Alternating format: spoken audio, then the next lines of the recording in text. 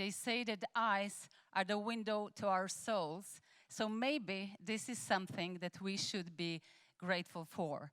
And of course, I would like to say a warm welcome also to all of those who are with us in different platforms where technology basically helps us to be connected.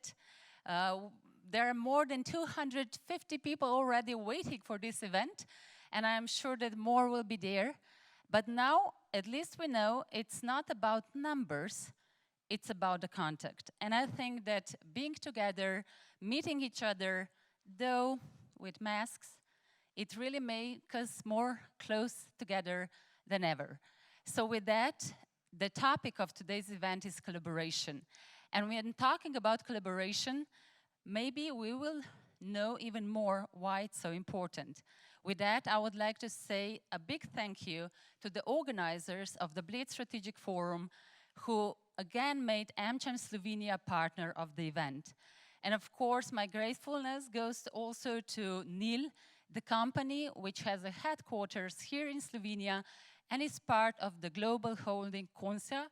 And I think this also shows what knowledge Slovenia and the great people of Slovenia have. Today with us, we have great speakers, panelists, but before we really start, I would like you to take your phones and I would ask you something. Please go to slido.com and then you will type in 61372, you can see the number, and write the first association of the year 2020.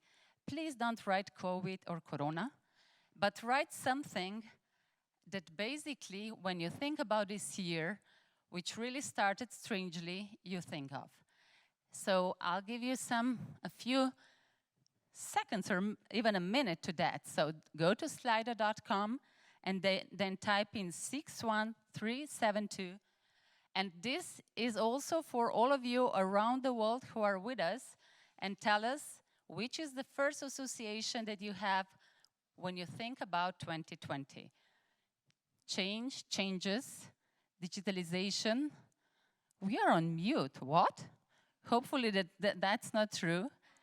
Then we have uncertainty, opportunity. Yeah, we like that word a lot. Family. Oh my God, okay, also that is in. So yeah, at the end, hopefully, we will decide what this year will bring. Still hope that opportunities is there, but we see that digitalization is also a big word that we think of. So we'll see through our panelists speaking what do they think about it. And with that, let me invite the great panelists of today. I'm especially happy that we have two amazing young professionals who are really esteemed in their businesses, and they're from Slovenia. And you know that Slovenia is really dear to our hearts.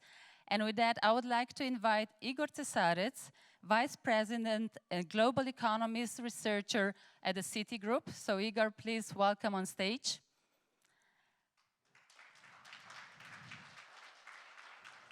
Wherever you want to. And then Jure Leskovec, who is a professor at Stanford University. We're also really proud that he is esteemed Slovene. So Jure, please welcome on stage. Coming from US directly, Mr. Jonathan Moore, Principal Deputy Assistant Secretary of the Bureau of the Oceans and International Environment and Scientific Affairs from the United States of America, from the Department of State. Mr. Moore, welcome. And Joe Phillips, Senior Director from Amber Fund. So please, Joe, welcome. And of course, my first question will be, as we ask others, what did you type in for the 2020? Maybe we start with Mr. Moore, so the one word that describes 2020 for you. You just need to press. If I may, it's still two words, it's challenge and do them together, but we're also finding new ways of doing what's so important to the world. So challenge and opportunity. Yes. Okay, Jure, what would be your? It was amazingly easy for me. We welcomed our first child into our family, so I wrote new life. Great. Igor? For me, it was in the spirit of this panel. I only put one word, which was cooperation, but I actually wanted to put a few more, which is cooperation is actually easier than we think. Great. And Joe? Well, I think I was greedy and I had 4 words. The first were challenge and opportunity, but then I think uncertainty and change, which I think uncertainty is probably the most difficult part of the current situation we find ourselves in, but there is still great opportunity. And the word that maybe comes into our minds is also globalization, because we were all about talking about globalization, how important it is, but lately we could say that people are turning inwards. And I really would like to hear your opinions.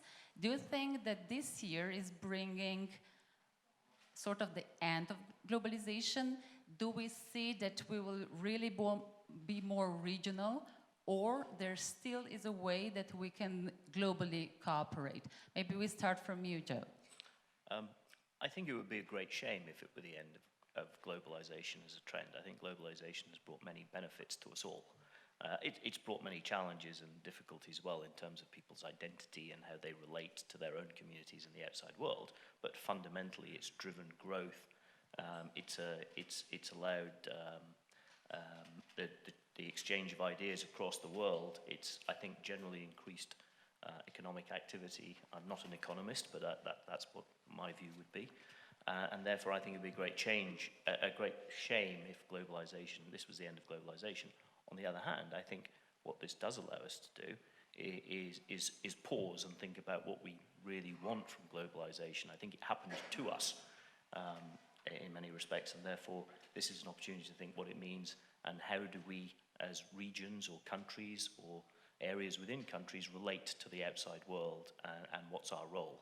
So I think it gives us an opportunity to have a real think about protecting local identities whilst participating in a global economy.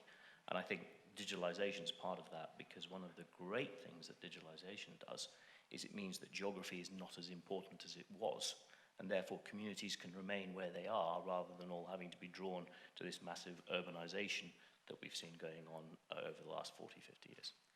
Igor, at Citigroup, definitely you're analyzing all these trends and what's happening with globalization. So what's your take on that? Right. I mean, Joe, I am an economist, and I will agree with you. So on that point, I will say, though, as well, that we have seen, or there is some evidence of globalization taking a slight retracement over the last years, but it need not be so going forward. And actually, I want to circle back to what I put down as my words, which was, cooperation is easier than we think. And if there's one takeaway, and I think there are many, but one takeaway that we can sort of single out from the current situation is that we can be local. We can be sitting, I can be in New York, I can be in Ljubljana, I can be anywhere in the world, but I can still very fruitfully cooperate with anyone around the world. So that could be an engine going forward for bringing us closer together and enabling that growth through globalization that Joe was mentioning. But do you think that we are too afraid now, that we think that if closer to our homes, it's more safe? In what sense? In the sense of either health risk, but also in the sense of supply chains, because if we are looking from the businesses, are we still open to go and explore, or we rather are at the place where we are? Well, I think businesses will always be open to exploring and growing. I don't think that's a question. Obviously, we have to adapt to the circumstances, but that's not something new. I mean, we've been evolving for centuries and millennia, and we've been adapting to the circumstances. So I don't necessarily see that as a drawback or as an obstacle. It's something we have to adapt to, something we have to sort of take and learn from it what we can, and then go forward using those lessons. And like I said before, there are many, but for me, that one is key, that we can be actually closer together, even if we are physically apart. Jure, you're an expert for the data, and data shows something. What would you say? You don't have to be an expert when talking about flying around, going to all the different places. That definitely it's diminished. But anyway, what data shows in this regard? So what I would say is, for example, I'm professor at Stanford, but I also serve as chief scientist at Pinterest. And what I see, for example, in the Silicon Valley is that I think kind of globalization is continuing even more. Perhaps we have to redefine it in terms of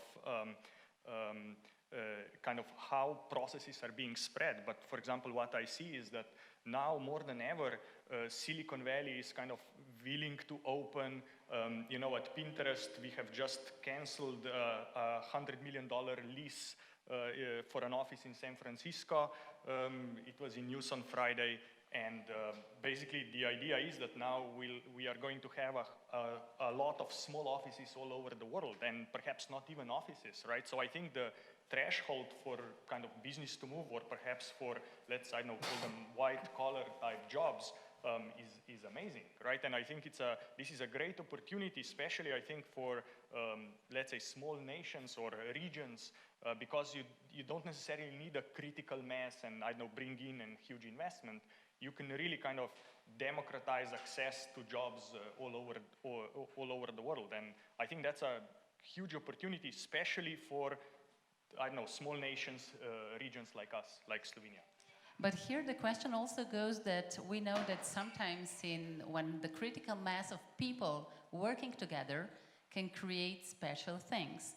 So will that change? Because even today when we all met, we said, oh, it's so good to see you in person, though we see each other like 100 times digitally. So what will, by your opinion, that means for creativity of people and collaboration, of course? I would say it will be, or it is a challenge. Video conferencing is great, but when I talk to my professor colleagues, they are exhausted. They don't like it at all that they have to be in their home offices. I think people at Pinterest, so in, let's say, software engineering, they are less exhausted. It's actually the management who wants the offices to be open so that they can start kind of talking to each other, coordinating, and there is some creativity going. So I think we'll have smaller offices, perhaps go in a couple of days a week, but there'll be a huge component working from home in the future. Jonathan, if we go to you and to situation in US, maybe the first question would be, do superpowers, because of the current situation, will cooperate more or less? Well, thank you. That's a rather comprehensive question. Let me start by thanking you and the Chamber for the opportunity to be here in Bled. This is an extremely important forum. It has been for us for a long time.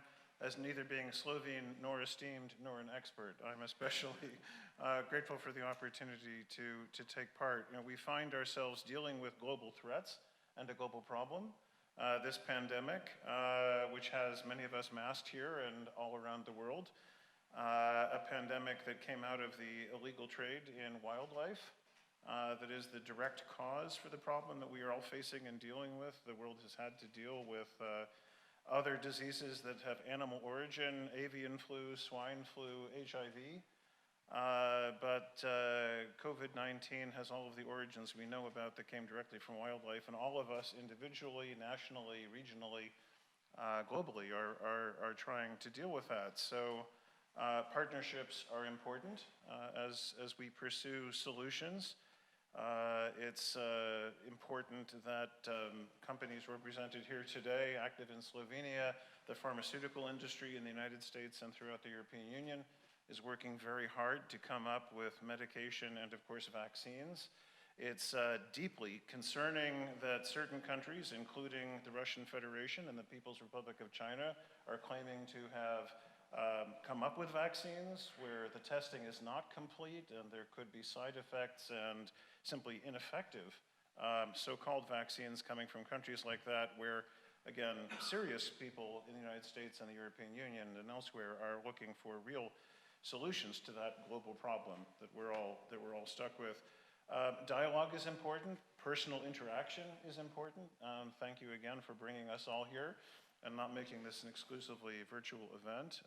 Thanks to excellent actions here in Slovenia and in many other countries, conditions are such that we can get together and have direct discussions about steps forward, and the Chamber of Commerce is a particularly good venue to discuss that, given the strength and transparency of businesses from the United States. But unfortunately, despite the global threat, individual responses in different jurisdictions don't automatically lead to greater cooperation. Sorry to be cynical, but I wanted to give you an honest answer. No, but it's important that we do have an honest dialogue, but here also comes trust. So maybe I'll go to you, Igor, and the matter of trust, because when we look back to the crises that were happening, we could sort of understand, and now it's a global thing, it's a pandemic, and sort of we don't understand it. So when doing analysis, how do you tackle that?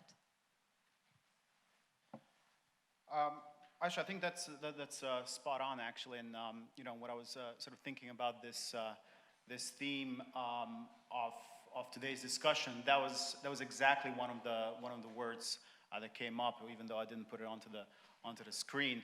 And I think trust here is crucial, and all the different parts of the society that are even listed in the title of this panel. So, you know, we have civil society, we have business, we have the state, the government, and we also have academia and experts. There absolutely needs to be trust between all the different parts of the society for us to take that step forward and you know, take cooperation and collaboration to the next level. So I don't think that you know, collaboration is necessarily the answer to the pandemic per se. I think it's the answer, period, right? So even without the pandemic, we should be collaborating, and that's sort of the motto I always had. But if anything, the pandemic has shown two things. One I already mentioned before, which is that it is perhaps easier to collaborate than we thought, even if we're physically apart.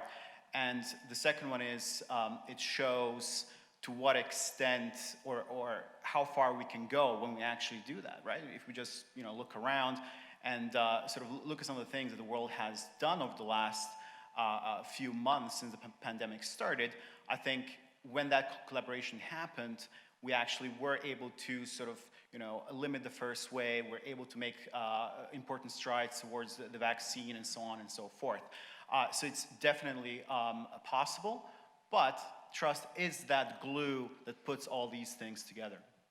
I see Ambassador of the United States, Linda here. I thought it was really important that though all of the world was in the problem, in big challenging things, still US helped Slovenia and was really trying to show the partnership.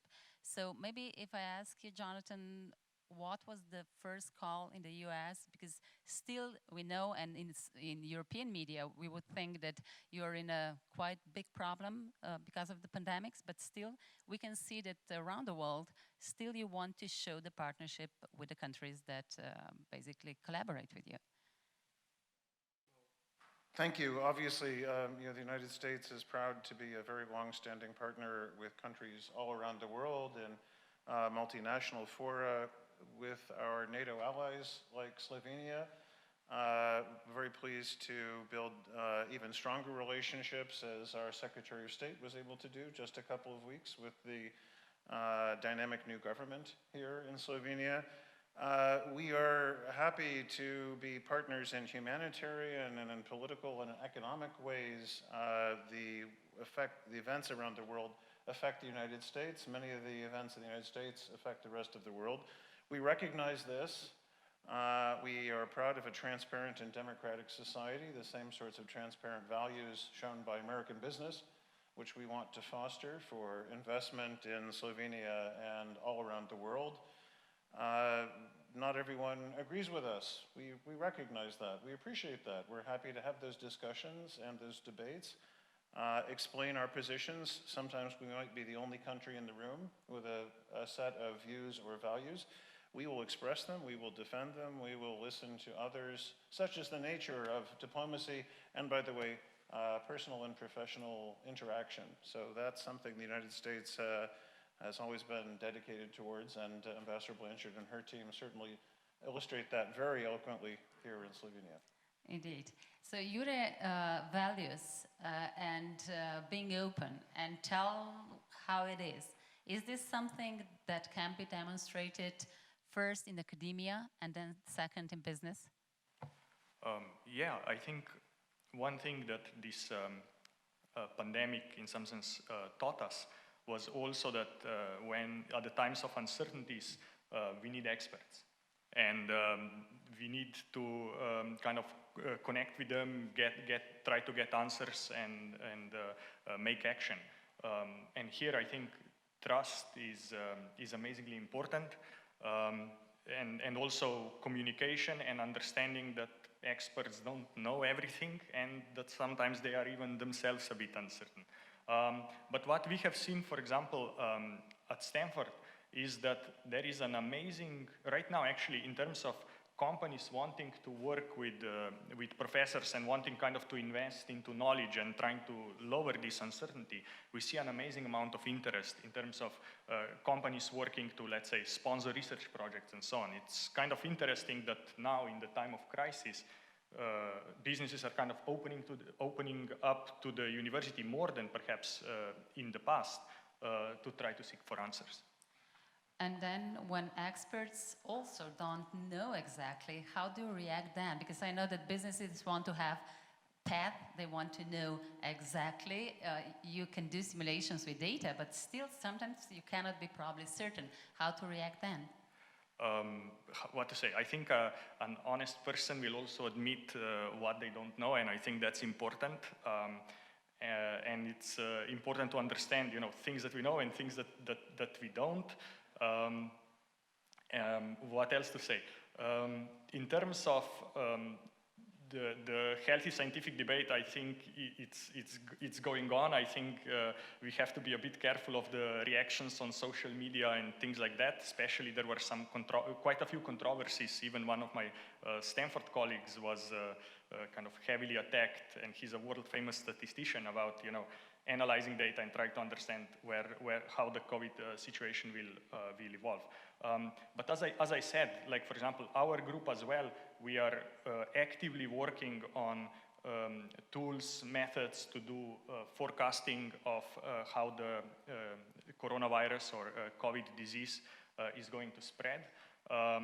We have made this scientific breakthrough that will be soon published, where we basically show how important it is to have a very accurate estimate of contacts between humans. And basically when you have a virus, you have basically two ways to slow it, right? One is that you make it less infectious by wearing masks. And the other thing is that you break the underlying contact social network so that there are fewer connections and it won't spread. And if you, for example, with the use of cell phones technology, you can estimate this network really well. So you can very well model and predict where the virus is going to go. And this is important both for the, let's say, level of the entire country, but actually, when I was making a case, now it's businesses coming to us like Boeing and Toshiba and so on, who have big factories, and they're saying, how do I model my workers and how do I kind of model my workplace so that when one of my workers gets sick, I know what to do, and it's not, I know, 20,000 people who work in a factory all falling sick. So there's a lot of opportunities and a lot of, I think, humility and trust building on the way. And here, trust, as you say, will be super important in terms of, you can put it on the other side of the coin, that could be also surveillance, but we'll come back to that. Igor, you wanted to add something. Just a quick reply to this, and I would agree that businesses kind of want certain answers, but business generally is quite well equipped to deal with uncertainty, right? But they have to know what kind of uncertainty it is dealing with, and that's where the science comes in to say, well, this is a situation.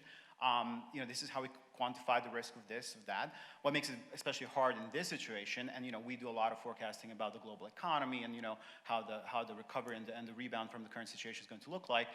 The thing that makes it challenging is it is quite an unprecedented situation, right? But still, there are ways to kind of get there and try to quantify the risks that are involved.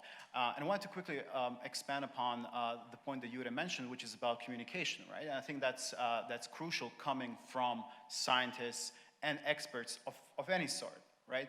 Because it is one thing to do the first, and then sort of the bedrock of this type of work is to do good, rigorous work.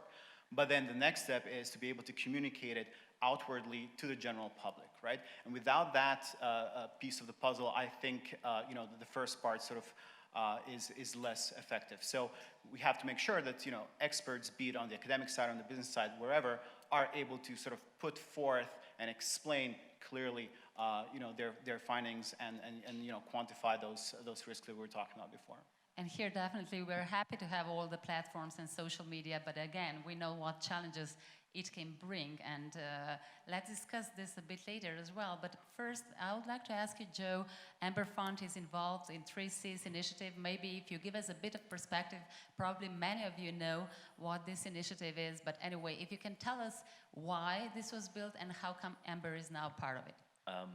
I think, actually, I think it's a good example of cooperation and trust amongst governments in the region. I think it has some way to go to get more countries involved. But the 3Cs Fund is a result of the 3Cs initiative. And the 3Cs Fund is designed to make investments in infrastructure in 11 countries bordered by the Adriatic, Black Sea, and the Baltics Sea.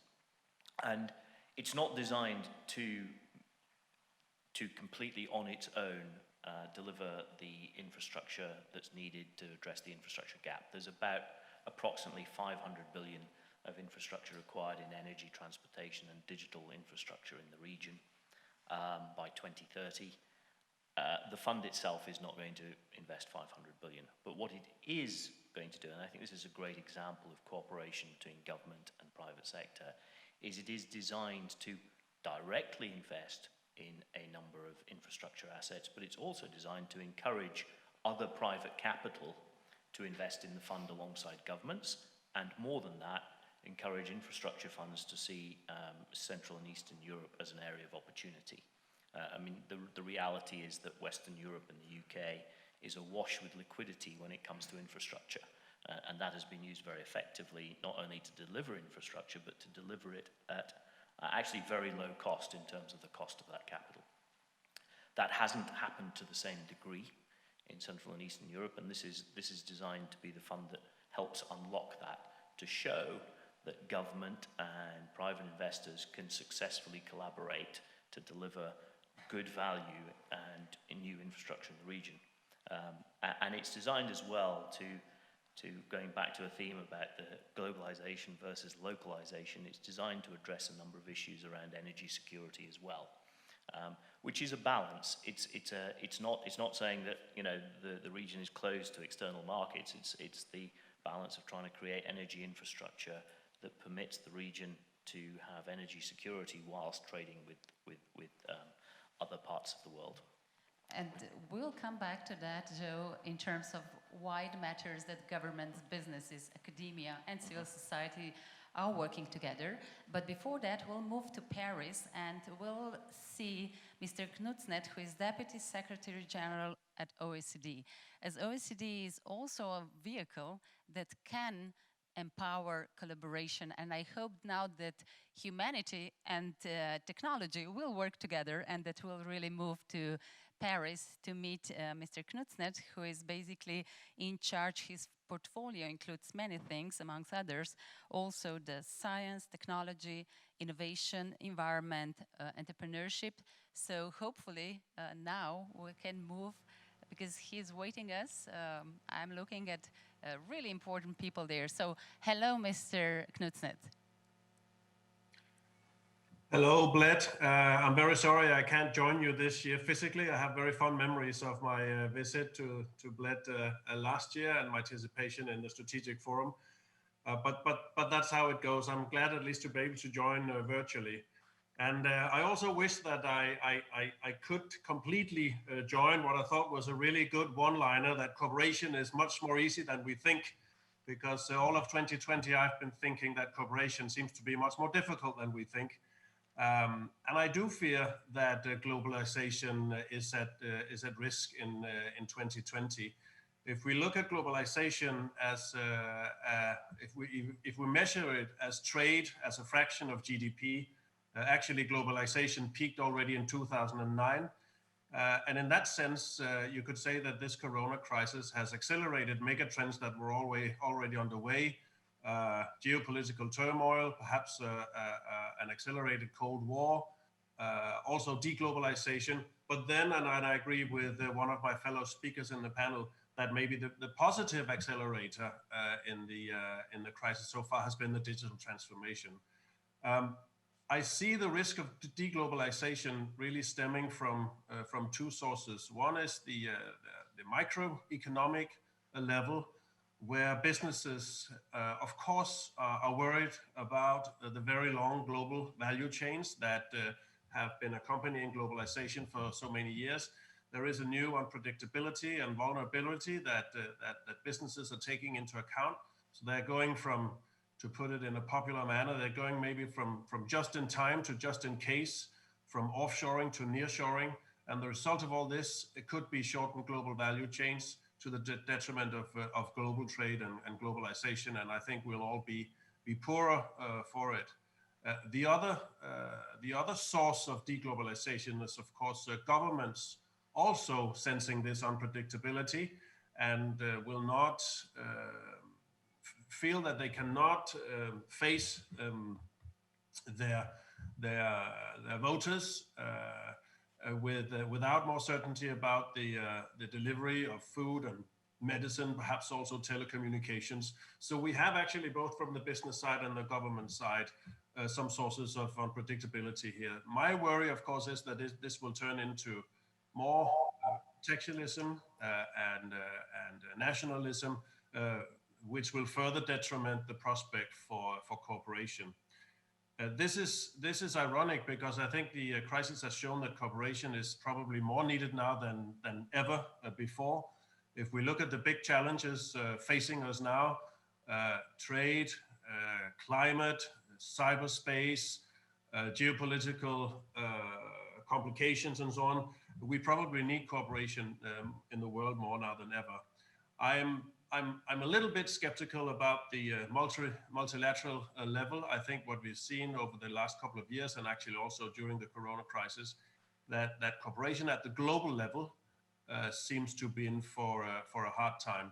I think there is hope that at the regional level we can cooperate. I was on a similar call last week to this one with colleagues from Southeast Asia, where there is a certain boom in regional cooperation.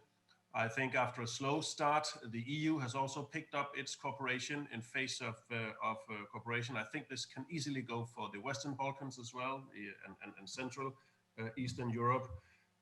And if not regional level, then at least the plurilateral level. This is also where I think my organization, OECD, can help. We are in essence a plurilateral cooperation organization that is open to the rest of the world. And I hope that our analysis, our formulation of best practices, but also some of the norms and rules work that we do on, for example, tax and artificial intelligence can help the world through a cooperation crisis. So if we can get the best, which is multilateral cooperation in a harmonious world, then we need to find those pieces of cooperation in regional and plurilateral settings. And to just touch upon another of the big themes today and tomorrow, let me end this part by saying that I also think the crisis has underlined how market, state, civil society, and academia are dependent upon each other. And I hope that the realization of that could be maybe one of the best things to come out of this crisis. It's been very clear, certainly in Europe, that markets and companies cannot function without government help in a crisis like this one. On the other hand, governments cannot function as distributors of wealth if the market economy is not there to provide that wealth. And I think if you combine that with what I hope would be the comeback of respect for science, then the cooperation between academia, civil society, market, and state is perhaps in for a better future. It's pretty obvious that the governments who have handled this crisis best is the governments who have actually listened to scientific advice. And maybe you could even take it one step further and say that the countries who've dealt with the crisis the best are countries who were also characterized by a certain degree of trust in society, between these different spheres of society, between governments and citizens. So I think this cooperation, or this interplay between market, state, civil society, and academia is probably more important now than ever. Thank you so much. Thank you. And stay safe and healthy. And we do hope that we'll see you next year in Bled, because the view that we have, it's beautiful, right? So do we see the rise again for the respect for the science? I will look at both of you who are working basically partially as scientists, but also as business people. So Igor and Jure, do we see it? You said, Jure, that you see that many more companies are coming because they want the answers from experts from academia. But will this be also the rise of the respect? It's a good question. So I think when people want answers, and if these answers are uncertain, they basically turn to science, turn to research, and that trend, I think, has accelerated. I think the second thing that is important in this is to realize the kind of the importance of trust and communication, and especially I think today we are kind of living in this kind of the news cycle is heavily accelerated, and perhaps in the old days with traditional media there was a bit of a safety valve that kind of slowed certain things out so that they echoed out and it turned and the truth prevailed in some sense. But with this accelerated cycle, I think more than ever, I think it's an important part that media play in terms of not attenuating, accelerating, blowing up things out of proportion, but in some sense slowing them down in some sense so that the truth can be found out and things can be properly communicated, both in terms of what we know as well as in terms that we don't know. So in some sense, I think scientists are here to help. At the same time, I think the rest of the stakeholders from governments, civil society and businesses, we have to understand that that's a process and that our understanding will evolve. And I think it's, I liked what the previous speaker said, right? I think the danger is if certain players in this ecosystem try to do things for their short-term advantage, I think the damage that this is creating to the entire ecosystem in terms of trust and kind of slowing down the ball rather than accelerating it will be very hard to repair, and it may take a very long time to repair. Thank you, Igor. Right. So I would add a few things here, and one thing that's unfortunate in what Jure just mentioned is that incentives can be different in these different parts of the society, and for some parts of the society the incentives can be more short-term, whereas for other parts they can be more long-term. So it's very difficult to align those incentives, but it is so I wouldn't necessarily say that the current situation, so the pandemic and what we learned from it, will necessarily immediately mean, oh, so now we're faced with something that's completely unknown or relatively unknown. We just all trust what experts and scientists do. Unfortunately, I don't think that's the case, and I think that has been visible in many different parts of the world. It's a long-term process, And as we established before, trust is crucial, and trust always has to be built, right? It doesn't happen overnight. So that's why I think we have to sort of take this as a catalyst, perhaps, for this change, but realize that it doesn't happen overnight, and this trust has to be built over time, and it is premised on those two pillars that I mentioned before, one being, on one hand, getting the work from experts and from scientists and from researchers that is rigorous and of high quality, and then them being able to communicate it clearly to the wider public. That's how trust is built. But Rome wasn't built in a day. It takes time to get there. Jonathan, you are a representative of the state, of the government.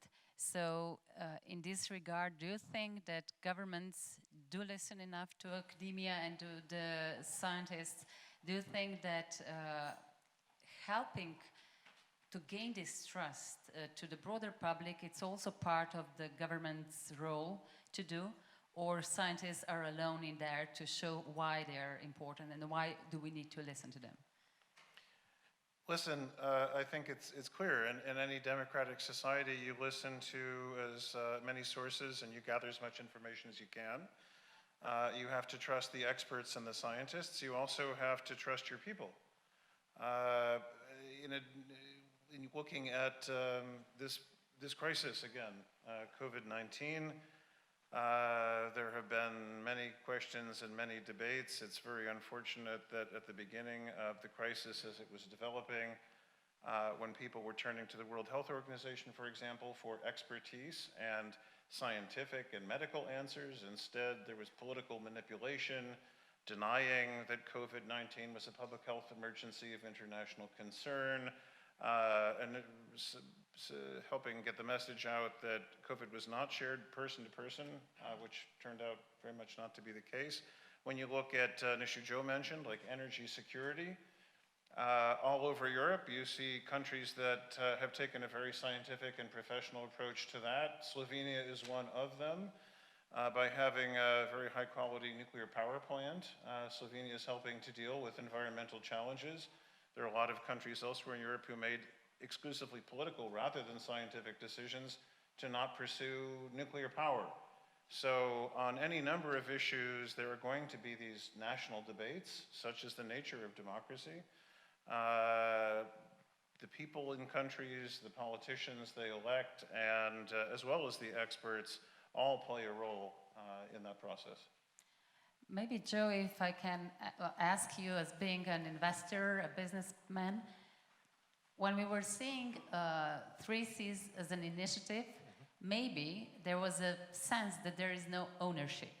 And now when there is a businesses more involved, we can see that there are projects. At the end of the day, if we'll be only discussing, probably the trust will not be established, but when we'll see the concrete results, we can see that people are start trusting into it. So maybe what's your view on how governments and businesses must work hand in hand?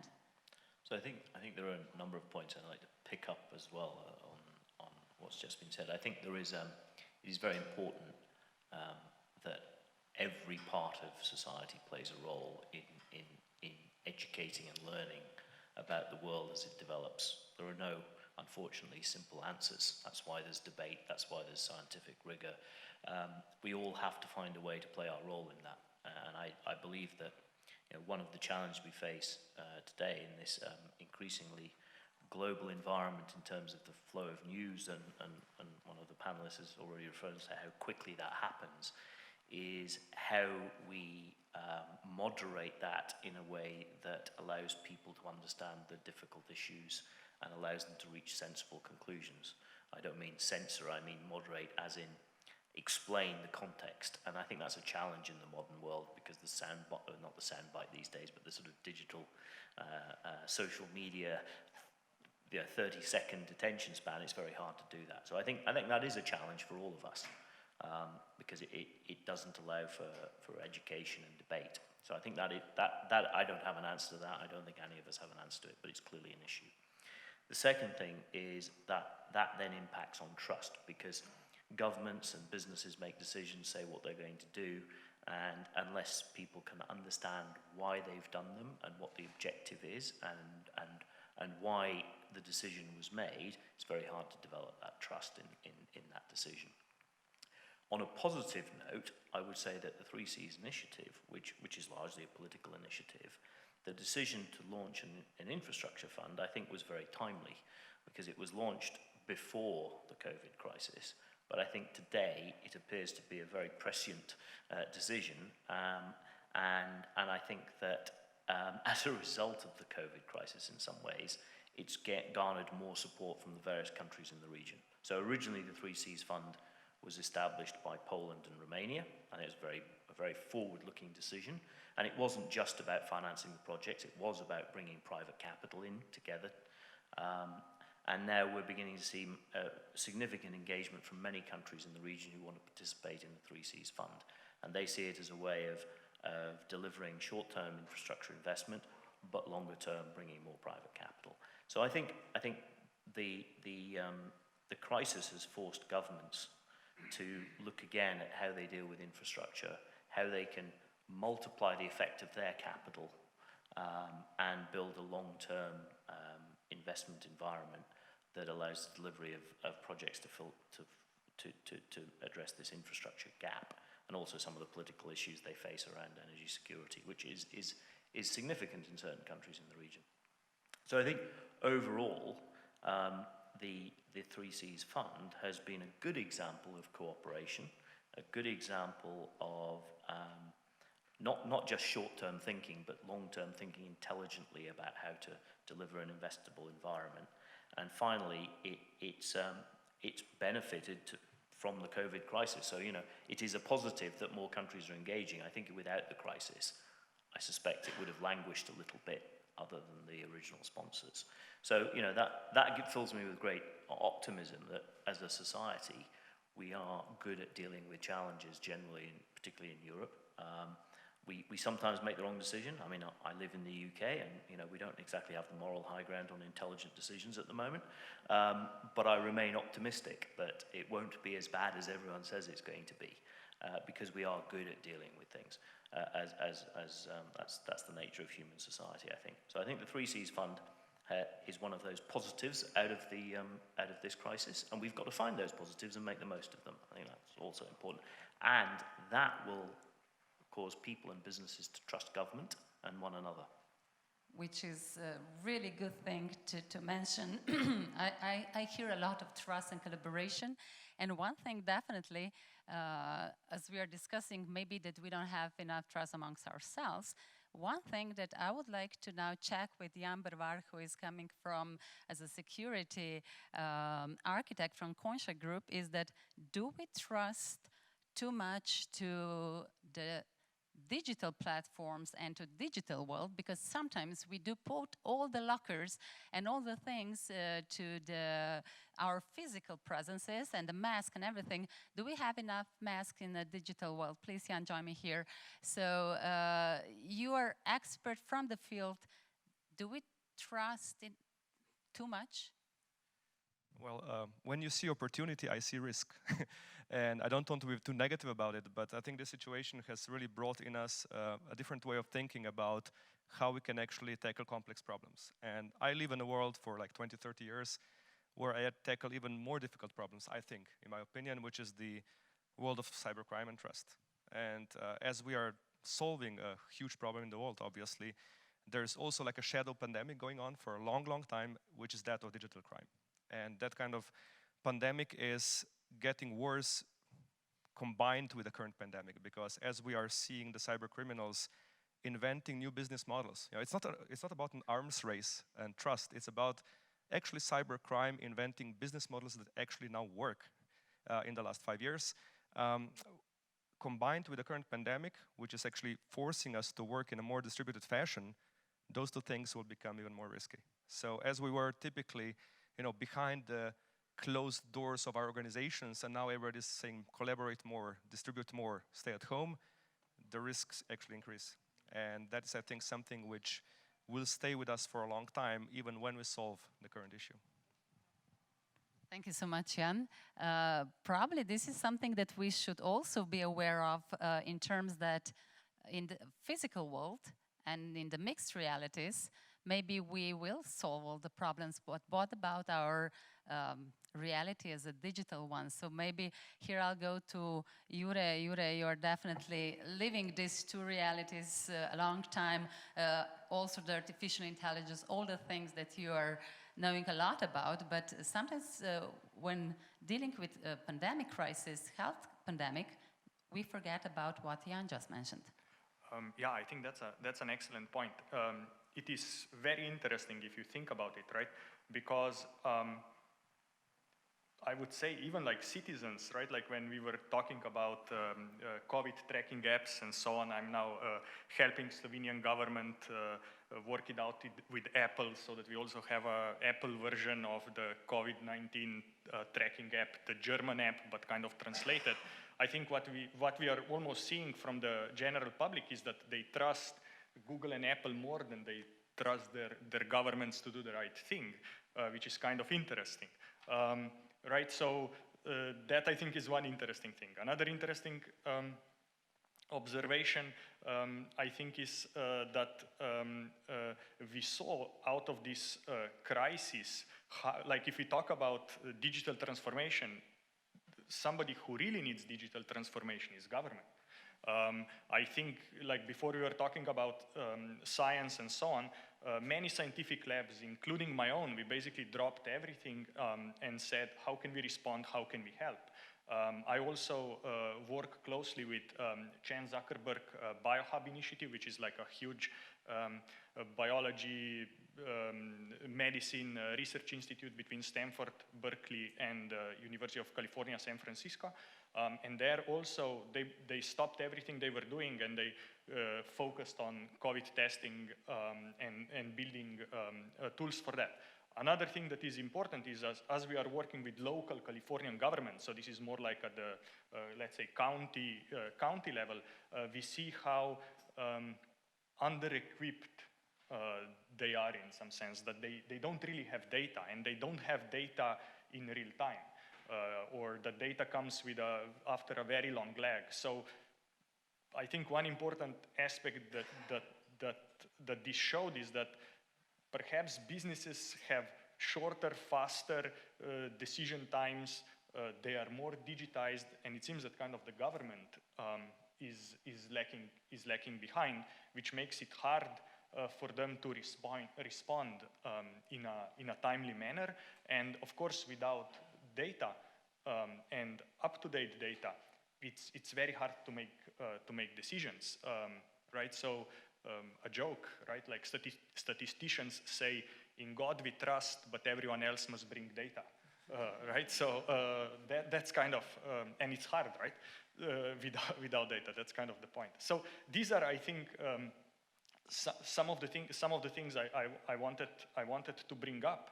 And again, what I saw from the scientific community, they really focused beyond just the core, let's say, biologists, epidemiologists, trying to help build open tools that governments, local officials, public health officials can use to make timely decisions and to try to stop this thing.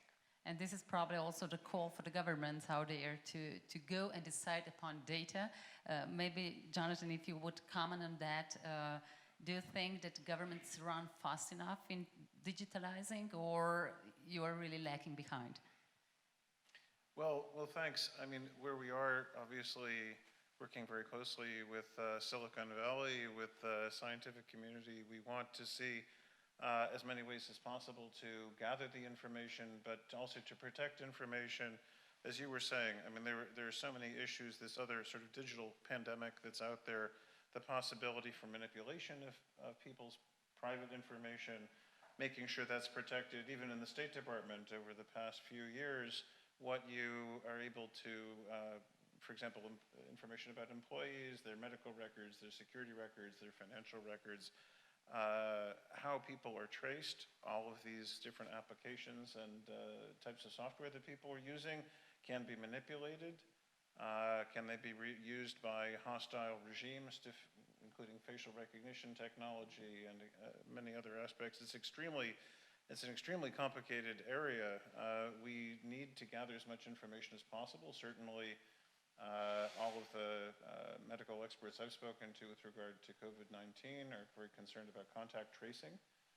That's essential for being able to keep a handle on the pandemic. And at the same time, that information can be misused and mishandled. Bank accounts stolen, personal data can be used against people, especially by non-democratic regimes.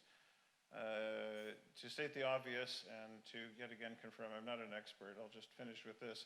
It's a very comprehensive problem. And Jure put it that we trust more to Google, so I'll go to Zagreb now, to Igor Zagreblic, who is Government Affairs and Public Policy Manager for Google for Central Eastern Europe. So Igor, if you are with us, I really want to hear from you.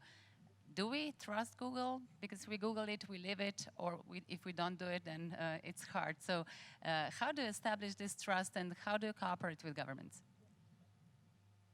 Well, first of all, good morning, and I'm really sorry I'm not able to be with you all and visit the place where I was born, Slovenia. Oh, Well, I was not aware of that. Thank you for sharing. Yeah. yeah, that's just one talking point. So I'd like to just start quickly by discussing the collaboration and partnerships that some of the speakers were discussing, especially in the context of COVID-19. So when the pandemic broke out, Google worked with governments from all over the world, and we helped the governments to help basically to face the crisis. And we really believe that that's the model we need to continue to use in the future, in spite of how things will evolve. And during the response to COVID, we basically focused on three areas. The first one was to provide reliable information, which I think was crucial to all the citizens in countries, which comes back to one of the topics which was opened as well. Second was distance learning. As you are aware, that was probably one of the most critical things in terms of keeping the society functioning, having kids in school. And third area, which I think will be even more important going forward, it's economic support. So in that sense, governments, trade unions, academia, and all the stakeholders which are involved will have to work even closer and collaborate even closer to restart and rebuild the economies that were severely damaged at this point. We had some results of the second quarter released last week. So as you see, we will have to have more trust and more collaboration going forward, probably more than during the COVID response. And I think an important point as well is that the crisis has definitely accelerated our use of technology, but technology can as well accelerate us out of the crisis. So in that sense, of course, at Google, we believe in the role of digitization in the new normal, which will be probably crucial. Some of your colleagues also mentioned digital transformation. The region, as we see it, and then in that sense is Central and Eastern Europe, definitely has an opportunity in that. At this point, the digital economy that we see, and that's also according to a report from McKinsey, the region has a potential value of almost 200 billion euros of opportunity coming from the digital transformation. And in order to achieve that, cooperating closely, it's probably key. In that sense, also, the CE is already a sort of an engine of growth in Europe, and there is a lot of potential to grow, especially because of scale. We have countries with similar starting points. We have common challenges in the region, especially maybe to mention the brain drain. And of course, we can share best practices because what's working well in Slovenia probably could work well in Croatia and vice versa, for example.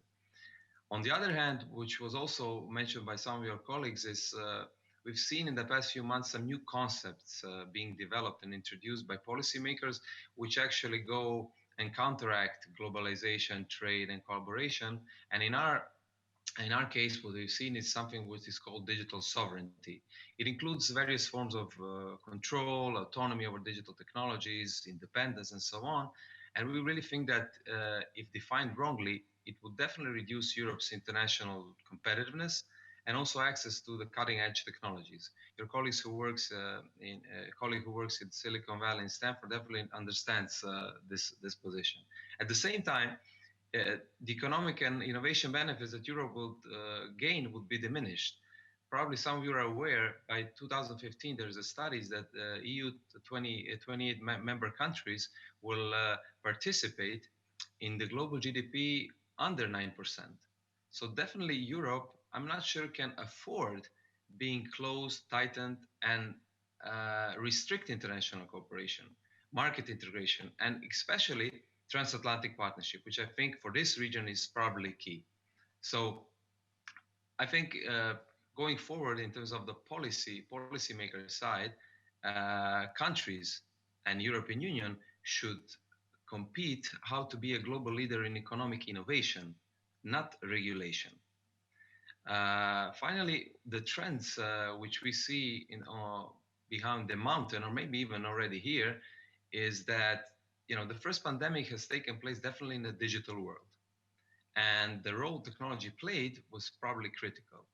What we see as coming, ahead of us is the importance of access to information. E-commerce is becoming default, which was not the case, especially in this region. People are now much more ready to engage online than before. Personally, a year ago, I'm not sure I would be willing to participate at a conference, especially a beautiful and a great one as Bled online. But the world is different. I'm different, and remote working and meeting are like becoming a new norm. Also, dramatic change. What we're seeing is a lot of job risks because of the new situation. So a lot of reskilling, upskilling will be necessary. And maybe just to conclude, at Google, we definitely remain fundamentally optimistic about the future. Getting there will not be so easy, and there will be some sharp times ahead. Even though as I mentioned, COVID is here, but economic recovery is the next new challenge. But we really believe that if we embrace technology the right way, we can speed up that recovery. And cross-sectoral stakeholders cooperation partnerships will be significant more than ever. And in that sense, the gentleman from the Amber Fund, I think, stressed really significantly that that process must be structured. It should be managed by institution. The collaboration and partnership should not just be something in the air. It should be defined within some institutional organizations. I think the Free Seas initiative is an excellent example how that might work. Thank you so much, Igor, and great energy from Bled to Zagreb. Thank you for being with us digitally. We have here Beno, who basically will tell us, do you share the optimism, what digital is bringing? Please join me. Thank you, Aisha. Let me first thank you, being your partner at this conference. Great conference and great discussion. I really enjoying it. Now, maybe I can reflect actually to your voting at the beginning. So my result was opportunity and technology. And based on this, I'm actually making my optimism for the better future, right? Why? I mean, why technology and why opportunity? I'm happy to work for a technology company, more precisely, information technology company. And probably you will agree with me that information technology was actually keeping world up and running in this COVID time. Yeah. And, crises are producing the opportunities as well, and the real changes, right? And probably for us, the most important is that we can take the COVID crisis for an opportunity. We are talking a lot about the digitalization, well-being, sustainability, right? And I'm sure we can make it, yeah. And if we will make it, again, technology will be biggest part of it. Yeah. Thank you. Thank you, Bena. And we, of course, want to share this optimism. And now it's the final world that will go one round. It's basically these new trends that were mentioned. We all agree they're there, but I would like to hear from you, as representatives of governments, businesses and academia in two people. What's your take as a trend? Which one will be for us personally? Because maybe sometimes we talk about sectors, we talk about different stakeholders, but maybe sometimes we forget about us as being human beings. So what will be the trend that will be positive? Because we know about negatives, about many things that are coming up that we'll have to face and have as a challenge, but still I would like to hear one trend that will bring positive out of this 2020. So maybe we start with you, Joe, now. Okay, well, I'm inherently an optimist, so I'd like to think that in the face of adversity, optimism brings about sensible and good solutions. So I think that this is an opportunity for all of us at the moment to think about how we want the world to be, that we wouldn't have had, perhaps. So what are we going to do to make the most of that? I think there are many themes here, but let's just talk about digital. I think the digital world gives us all an opportunity to look at how and where we live our lives. And I think that is important because I believe, personally, it's a very personal view and a little bit of a gross generalization.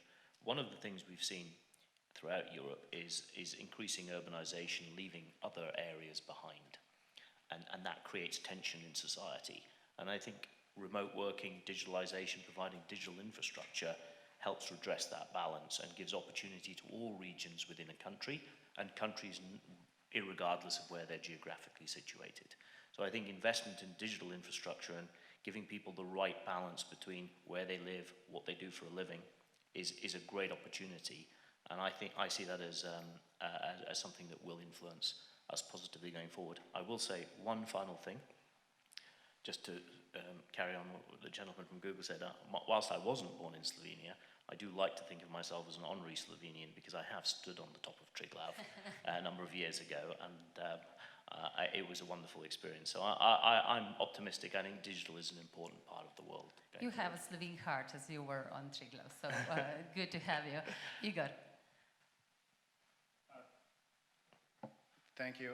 So before I sort of directly address this topic, I just want to respond a little bit to some of the things that were said before. And in particular, you know, it is the case that, as you had mentioned, perhaps some parts of these, you know, so the different parts of society, you know, they are inherently different. And perhaps, you know, government is less digitized, or the state is less digitized than some of the others. But that's fine, that's okay, if they are open for this collaboration that we've been talking a lot about, and if they sort of allow other parts that might be a little bit more agile to sort of carry on and do what they do best, right? Businesses and the civil society. We were talking about data before. We have a great example from the civil society here in Slovenia, where there's been a whole initiative set up, the so-called tracker, the Sledilnik, which tracks really well data about COVID-19 cases here in Slovenia. Is actually one of the initiators was a fellow Slovenian in the US, whom both you and I know very well. So, you know, those are the examples where other parts, right, civil society, businesses, as Igor from Google mentioned, are doing what they do best, and then the other parts that may not be or may not have the comparative advantage in that, such as perhaps government, should be open to accepting, you know, some of these initiatives that come from other parts and collaborating with them. And that's unfortunately not always the case, and, you know, hopefully it will be the case more. And even here at home in Slovenia, there are cases, and I know personally a few cases that, you know, during the height of the pandemic, there were a few experts, Slovenians abroad, whom I know many of them really well, offered up their help and their expertise to Slovenia, and they didn't even receive a response, right? I don't know if you have any representatives of the Slovenian government here, but, you know, that's somewhere where I see the possibility for taking that step further and enabling that that collaboration. And actually, my second point, and your response to this particular question about sort of the positives going forward, actually relates to this, right? So I think what's important, and for me, the key takeaway should be that we've talked about, and we've been talking about collaboration, for a very long time, right?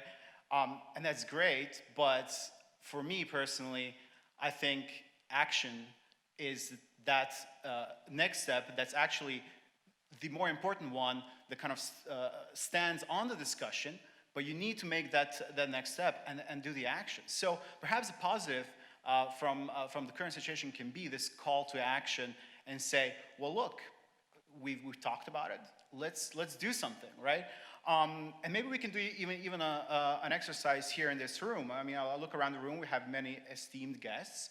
And if each and every one of us finishes today's session with maybe just one actionable thing that they will do going forward that will enable this collaboration, then we've already achieved a lot, right? So maybe as we take questions from the audience, maybe before taking the question, every participant can say what is that one action that they will take.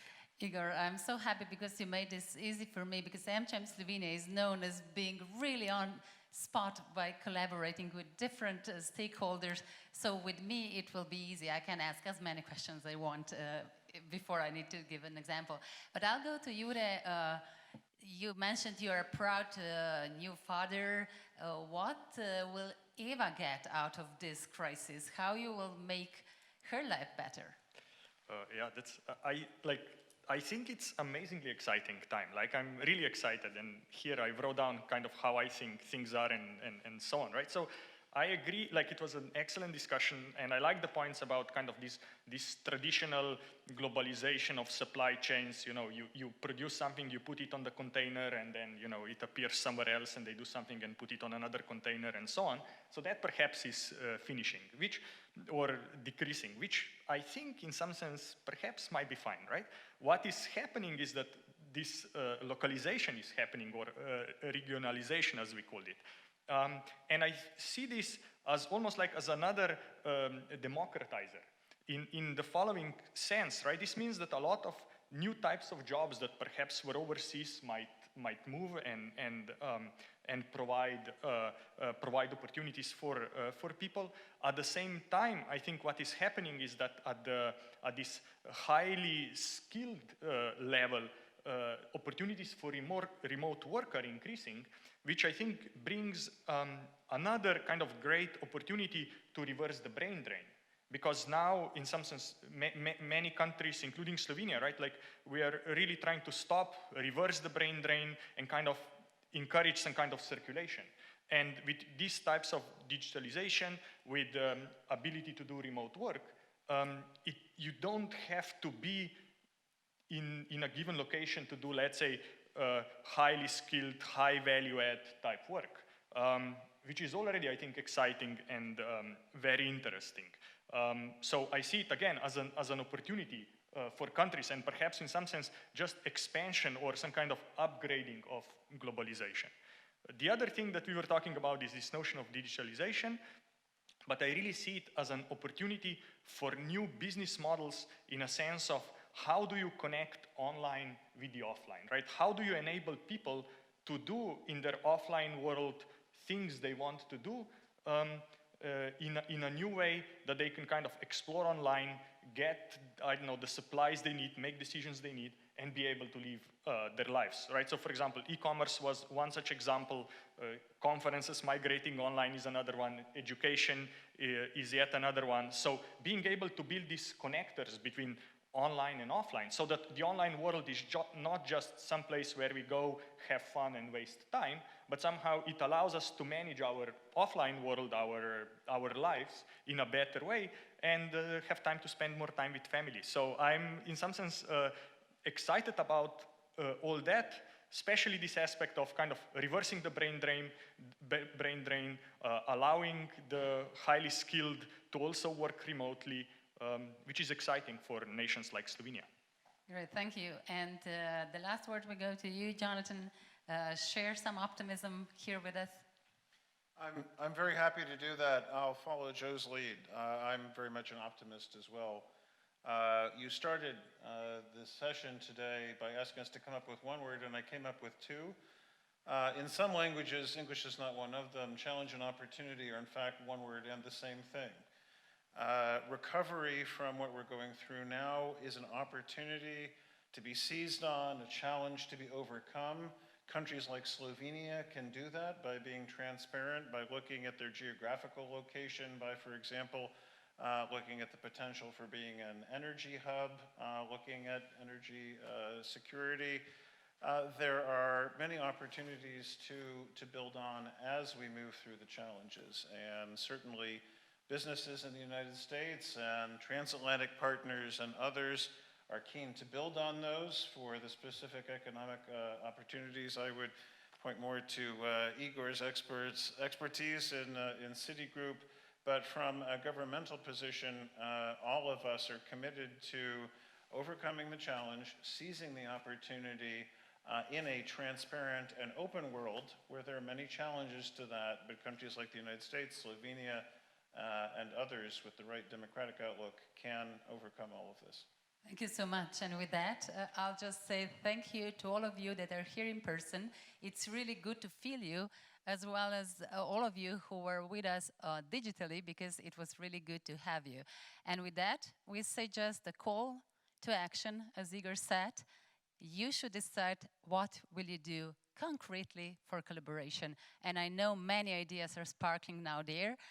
For you who will stay, you are welcome to join at the hall Sonce, so go to the sun, and you will see the opening remarks of the political leaders and the opening of the Bled Strategic Forum. It's different this year, but it's still really great to have you. Thank you so much.